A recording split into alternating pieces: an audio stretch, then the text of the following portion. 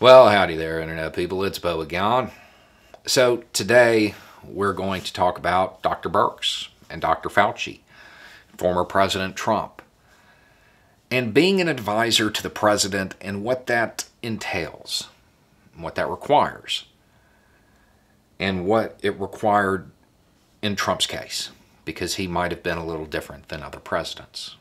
Now, if you don't know what happened, over the weekend an interview came out in which Birx kind of said that, that first 100,000, well, that was going to happen. There wasn't much we could do about that.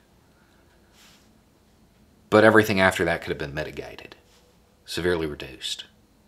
When you do the math on that, you end up with a pretty wild figure. A lot of extra loss. Now, immediately there was criticism of her. Hey, if you knew it was going to be that bad, you could have gone public. And that's a fair argument. Fauci has kind of indicated that they were running good cop, bad cop on the president. Fauci was being stern, and she was trying to subtly, gently guide him in the right direction. They were basically treating the former president like a toddler, because the implication being that he was that far out of his depth. There are a lot of people who don't believe that that was happening, who kind of feel that they're just saying that now after the fact. If you want to make the argument that they should have come forward earlier, that's fair. That is a fair argument to make. But in the interest of fairness, I feel I should point out they weren't the only advisors who felt they needed to do that. One of Trump's biggest foreign policy blunders had to do with an Iranian general. And when news broke of what happened, people who are familiar with the process, everybody sitting around going, why was that even on the menu? Why was that even an option he could choose? That's not proportional. It's an incredibly provocative move. It shouldn't have been an option. Later on, we find out that the Pentagon put it on the menu, quote, mainly to make other options seem reasonable. They were doing the same thing.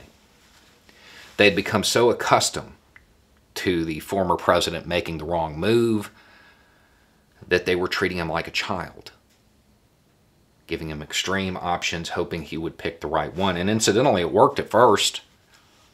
The first option that he selected was to hit Iranian-backed non-state actors who happened to be in Syria at the time. Yes, he did the exact same thing he criticized Biden for.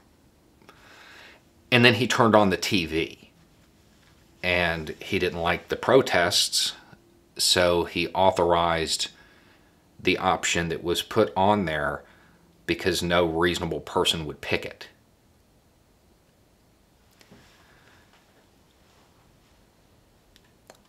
There's certainly a lot of discussion that can take place over this.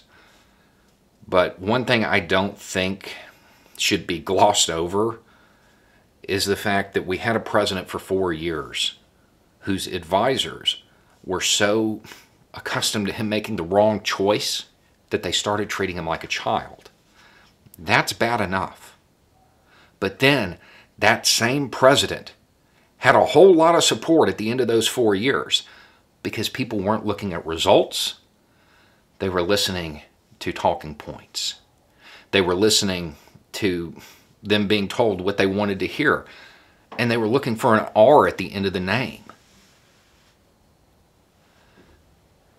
It appears, if you listen to the doctors, it appears that that team mentality that has just entrenched itself in American politics led to hundreds of thousands of excess loss.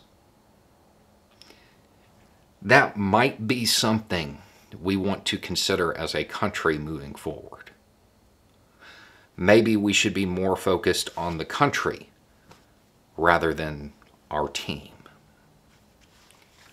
Anyway, it's just a thought. Y'all have a good day.